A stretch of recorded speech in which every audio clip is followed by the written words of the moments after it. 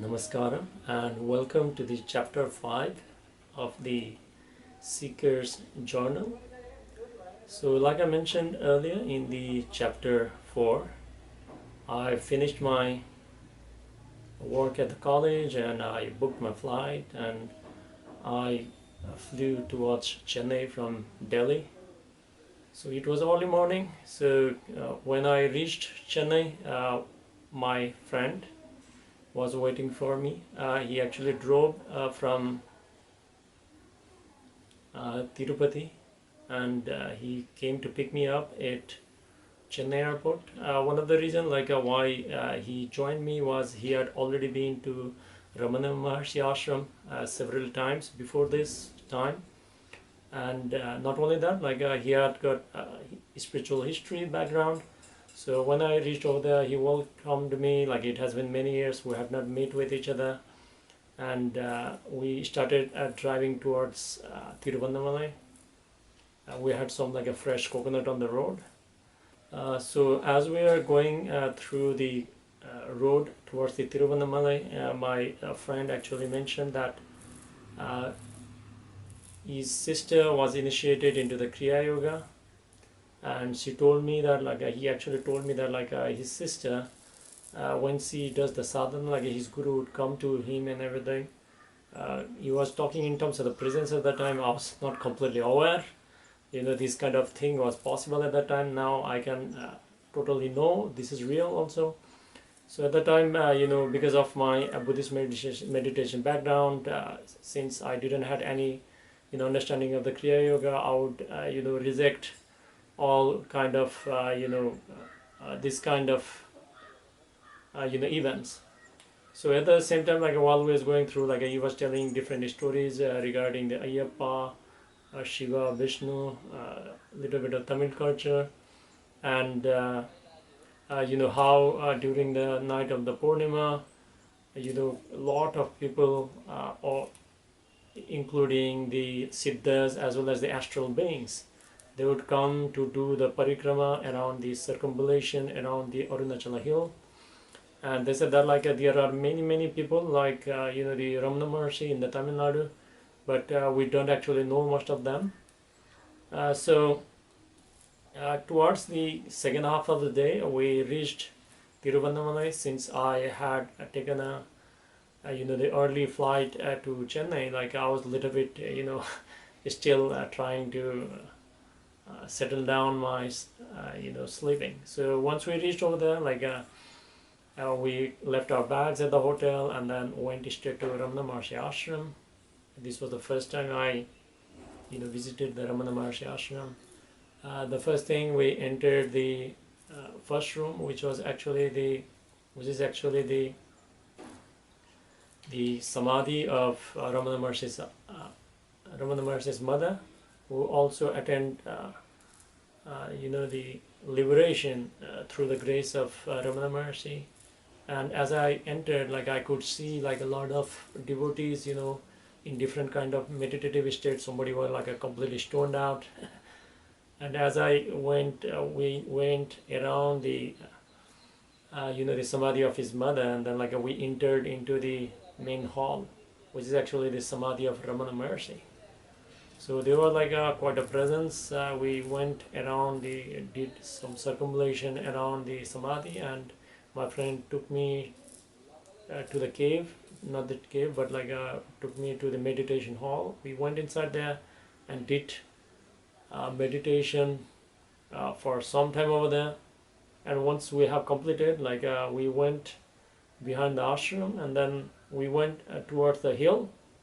So we climbed up the hill, and then we went and entered the Virupaksha cave, one of the caves where RamannaMaharshi meditated for a long time.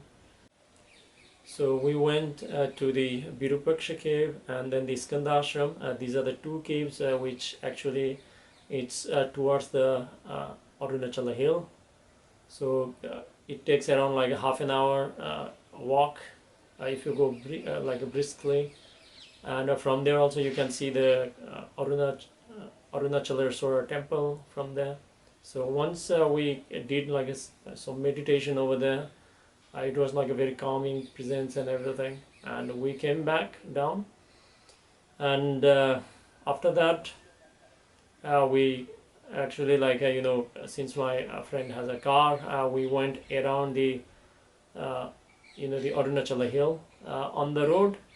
We went to all the lingams, temples, like Shiva lingams, all around the hill. There were like a nine, the major, I think like a nine planet lingams. So on the way, he actually took me to one of the place where the elevated being was there.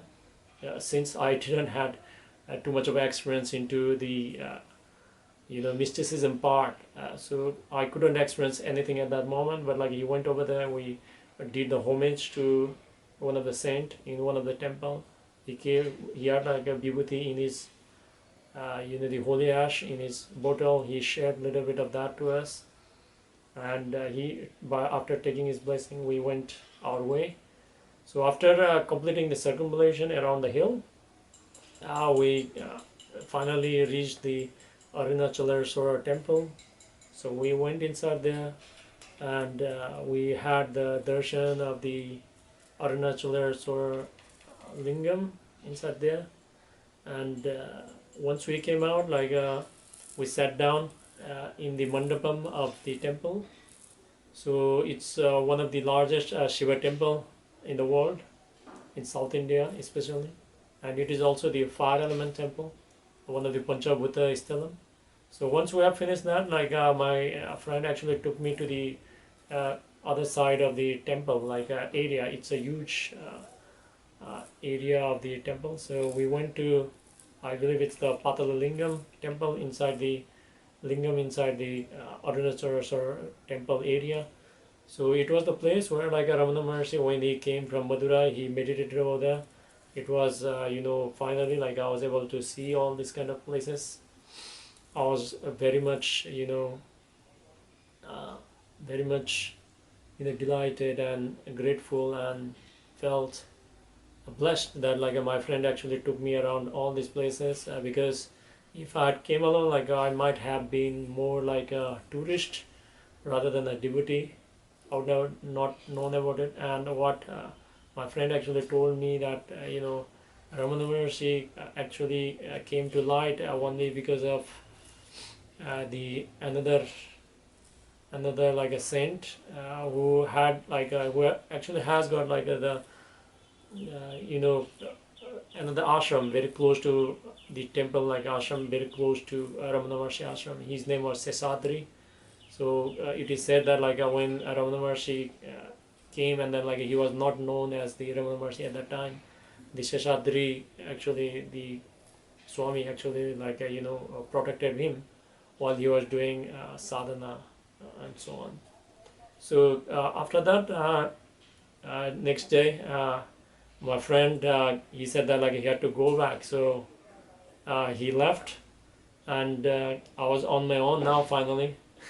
After my friend left, I went inside the RamannaMaharshi Ashram, since I was all alone on my own, and then I went to the main hall where the RamannaMaharshi Samadhi is there, and there was a crazy kind of energies, and you cannot believe there were a lot of foreigners over there. And this is actually where I actually got the full strength of the the spiritual experience. It was overflowing, it was explosive, it was more sitting in front of the volcano. And as I was going deeper, towards the evening, they do mantras, and there are different kind of bhajans and everything, chants and everything. It was even making me more overwhelmed, and then it was the experience of the another dimension of the beyond. It was quite crazy. And then so I spent the entire evening over there, and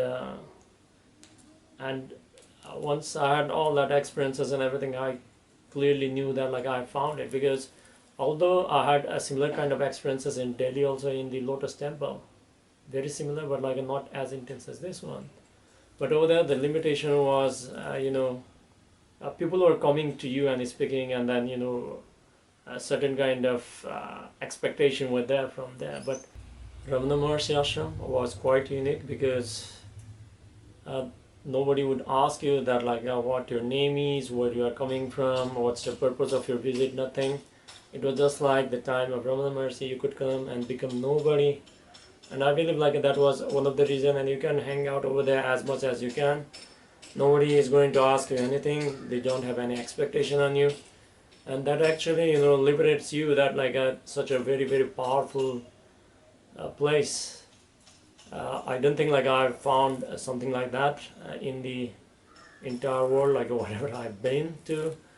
And it was like a, you know, quite a living presence as I know now, because at that time like I didn't knew that, you know, certain kind of things is actually possible. I've read a lot of stuff regarding Ramana Maharshi and all the events, but this was my first hand experience of what it was.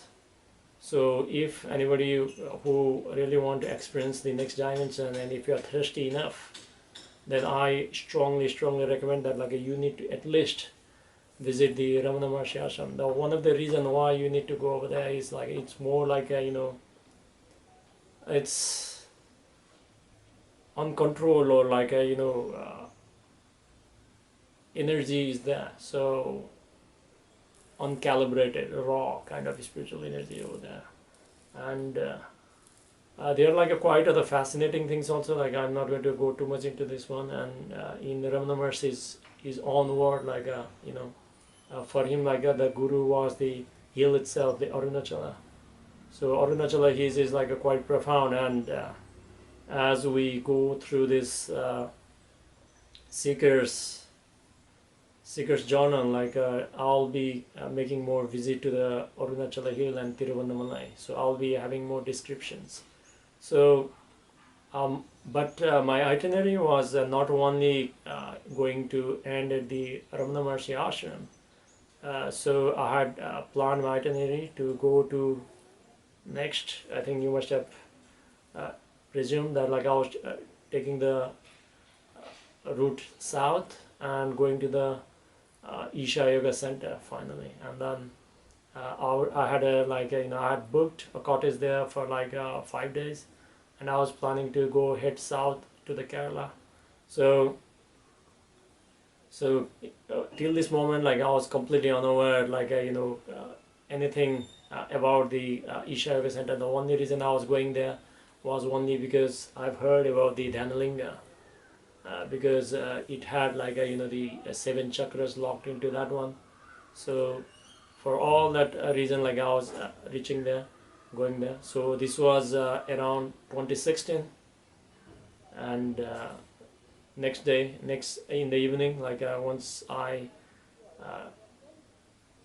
completed my stay in the Thiruvannamalai, I took the night bus, and I was traveling down south to Coimbatore.